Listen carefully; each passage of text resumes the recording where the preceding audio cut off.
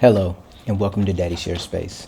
My name is Telly, and today I'm sharing an unboxing and assembly of the Branick 7600 Strut spring compressor with optional stand that I recently purchased. I purchased a used Mazda 626 and it requires all four struts to be replaced. I had never done this job before, so I did a little research and purchased the Harbor Freight Maddox clamshell style strut spring compressor.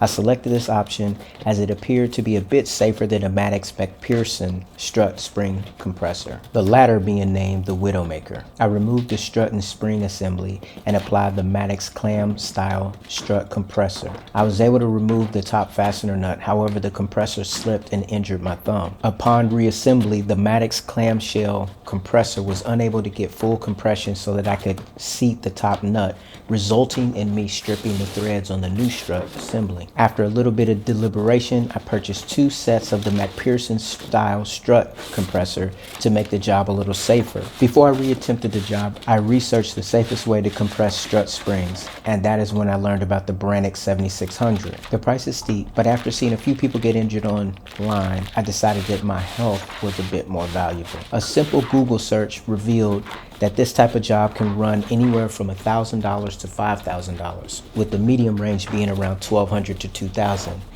Purchasing the Branick provides me the ability to complete this job on any car that I own going into the future, so in the long run, it's a win in my book. The Branick 7600 has the ability to be mounted on a wall. However, at 98 pounds, I opted for the optional stand, which itself weighs an additional 56 pounds. The stand has wheels so that the tool can be repositioned anywhere around my shop, which is ideal because I do a lot of different things in my garage shop. The assembly of the stand along with the strut compressor install is pretty straightforward. 6 total nuts and bolts and 8 total washers were installed using both a 14mm and 15mm box wrenches respectively. I would have used my Milwaukee ratchets and or impacts. However, it was too early in the morning for that, so I wanted to keep the noise down. As you can see, I'm serious about my DIY ventures, investing a bit more than your average DIYer. I initially wanted to keep my investment lower by purchasing the clamshell strut compressor while not going with the cheapest option, which was the McPherson. I now know that the clamshell strut spring compressor may not work with smaller spring assemblies. I did consider an Amazon spring strut compressor that has a stand-up design. However, the reviews were not to my liking, so I decided against it. While I'm taking on the 626 project, I'm still working in the background on the 1991 Saab. I contacted my local pick and pull and they offered me $80 for the car, which is tough to stomach at this time. The tires are relatively new and the engine and transmission are fine. I regret not attempting to smog the car prior to trying to remove the intermediate tube assembly to replace a gasket, as it has proven to be a larger job than I initially thought. I have not been able to find any useful data online on how to tackle the job, so from my perspective I have to pull the engine to complete the repair. Unfortunately, when I used the slide hammer, I dislodged the intermediate tube assembly from the proper alignment behind the engine, so I can't replace the bolts, nor can I remove the assembly. So far I've removed a bunch of components from the vehicle and I'm wondering if I'm going to be able to get it back together.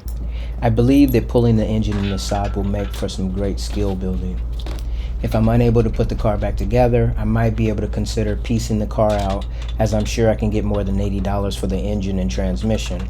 The question is, will I be able to find a buyer?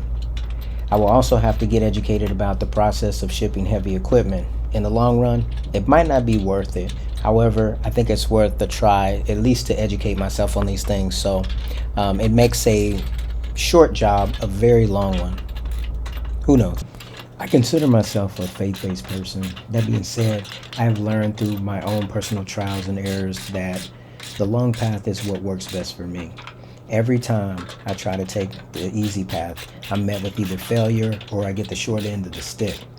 I find it easier for me to accept when I set the bar too high and fail, as opposed to listening to someone else's counsel that promotes an easier path that ends in failure. I do not want to use other people because I don't want to be used.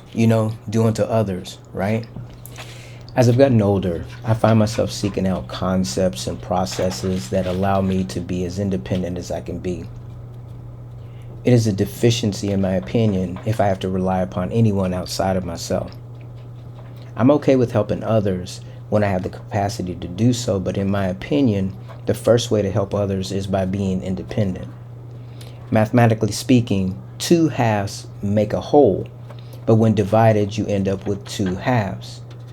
Biblically speaking, two wholes become one.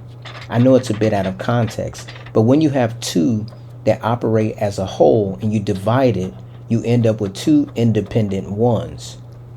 I'm okay with an outcome that is not praised by all, but meets my needs and gets the job done.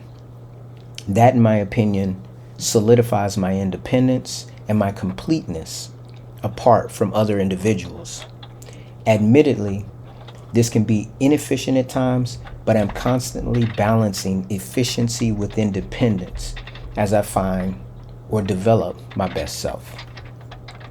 Joining YouTube and making all kinds of videos that encompass who I am at any given moment allows me to communicate with the world outside of myself to discover if there are others like me. We are all both simple and complex. Sometimes I struggle to define myself as I am constantly changing, yet I'm the same. From my vantage point, I'm developing who I am and sharing that through what I do. It's not fantastic, it's simple. It's not fake, it just is. Can I explain it? No. But I can show my work, and that will have to be enough. Thanks for taking time to check out the video, and I'll see you in my next one.